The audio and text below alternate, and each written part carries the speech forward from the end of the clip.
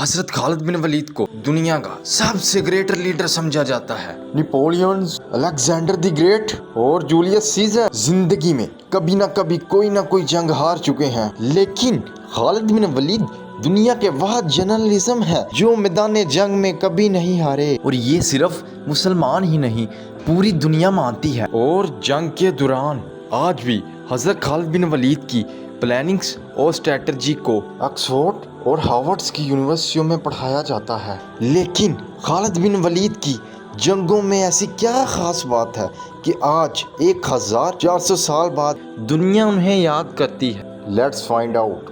مسلمانوں کے خلیفہ حضرت ابو بکر صدیق کے حکم پر حضرت خالد بن ولید رضی اللہ تعالیٰ عنہ نے دی گریٹ پرشین امپائر پر حملہ کر دیا۔ صرف 18,000 مسلمانوں کے ساتھ 40,000 پرشین فوج کو شکست دے دی۔ اس جیت کے بعد مسلمان عرب سے باہر نکل کر گلوبل پاور کی طرف جانے لگے، کیونکہ مسلمانوں نے عرب کے بہت بڑے پروونس کویت پر قبضہ کر لیا۔ اور پھر جیسے ہی ایران کے بادشاہ کو پتہ چلا کہ ان کی فوج کو مسلمانوں نے آسانی سے شکست دے دی ہے، تو انہوں نے 40,000 کی نئی فوج خالد بن ولید رضی اللہ تعالیٰ عنہ کی طرف بھیج دی۔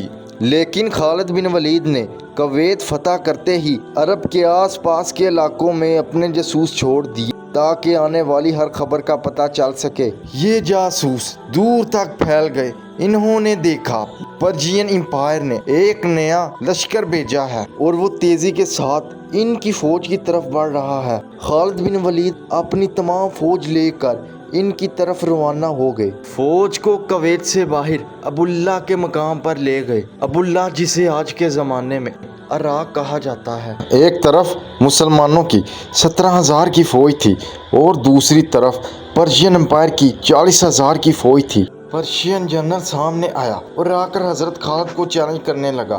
پھر مسلمانوں کی فوج سے ایک عام سپاہی نے اسے قتل کر دیا۔ ایک بار پھر پرشین فوج کا لیڈر مارا گیا۔ پرشین فوج کے لیڈر کے مرتے ہی دونوں فوجوں نے ایک دوسرے پر فل فلنٹ سے حملہ کر دیا۔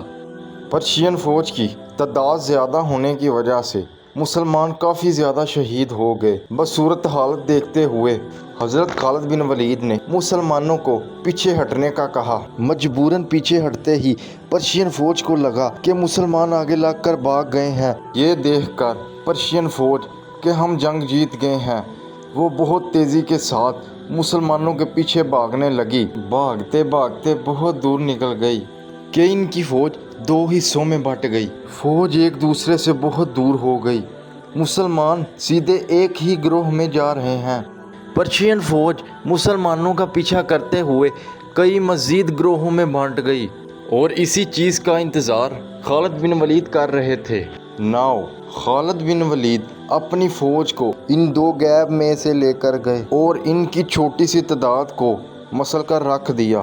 اسی طرح باقی تمام گروپوں کو بھی کرش کر کے رکھ دیا۔ باقی جو فوج میدان جنگ میں کھڑی تھی، خالد بن ولید نے ان گروپوں کو ختم کر کے واپس اپنی فوج لے جا کر ساری فوج کو شکست دے دی اور انہیں قتل کر دیا۔